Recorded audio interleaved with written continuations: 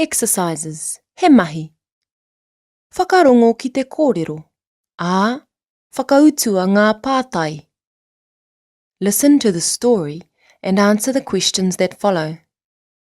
The story ends with a kiwaha or expression, anā tō kai, which is used similarly to the English expression, serves you right. Let's listen. Whakarongo mai.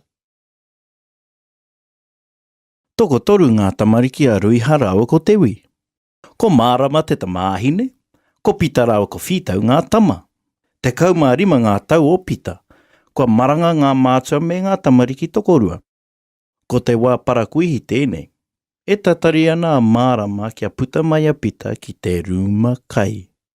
Kai whea a pita, kai te ngongoro tonu ia. E noho ki te kai, kua mutu te karakia. Whitau, haere ki te horoi, he pīkaru kai roto I ōkaru. E tamai. Kei te moi tonu a pita, ne? I hoki mai ea I te kau mātahi karaka ina pō. Kei te haere ki te mātaki-taki pikitia. He mātaki-taki kōtiro kēpea. Ka pai whitau, tēnā ho mai tō pireti. Kua reri ngā pēkana me ngā hēki. Ana, e kai. Pita, kua maranga mai koe. I pēhea te pikitia I nā pō. Orena māma, e pā. He hana kai mo te parakuhi. He reka te pēkana. He reka hoki ngā ngutu o ngā kōtiro nērā pita. Hoi hoi e ko, mai koa te miraka. I pēhea te pikitia ina pō e tama. E pai. He roa? Ai, e rua haora me te hawhi pēr. Ea te utu mo te tīkiti kotahi. Te kaumāwaru tāra. Te kaumāwaru tāra, mo te tīkiti kotahi. Kaore, te kaumāwaru tāra mō nā tīkiti e rua. Ne, e rua, ko wai tōhoa. Ko mere ana. Aue, kua waru karaka. Me haere au ki te kura, ka tūreiti ahau. E noho rā. Māma, kua pau ngā hiki. Kai te hia kai tonu ahau. Ai e kua pau. He kaha whitau ki te kai. He kaha koe ki te whakatoi. Anā tō kai.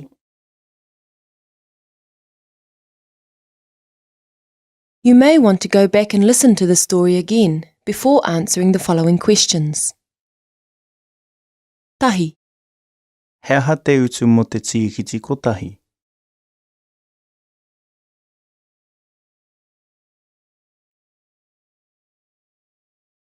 E iwa tāra te utu mo te tīkiti kotahi. Rua. I pēhea te pikitia.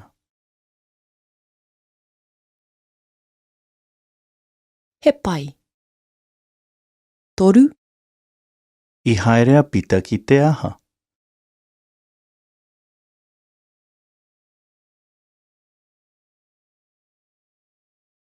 Ki te mātaki-taki pikitia. Whā. He roa te pikitia? Ai. Rima. Ko wai te tuahine o pita rawa ko whitau. Ko mārama. Ono. Ko ai ngā mātua o pita mā.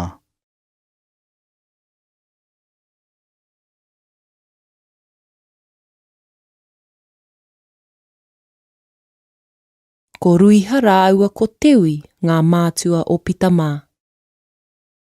Whitu. Toko whia ngā tamariki a tewi rawa ko Ruiha.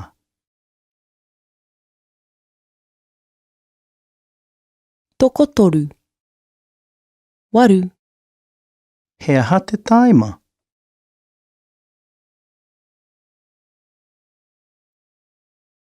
Waru karaka. Iwa. Kua ki te puku o mārama?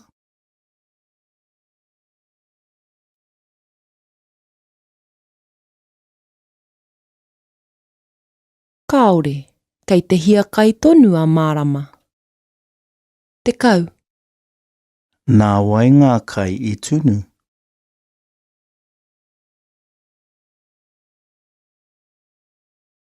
Nā ruiha ngā kai I tunu.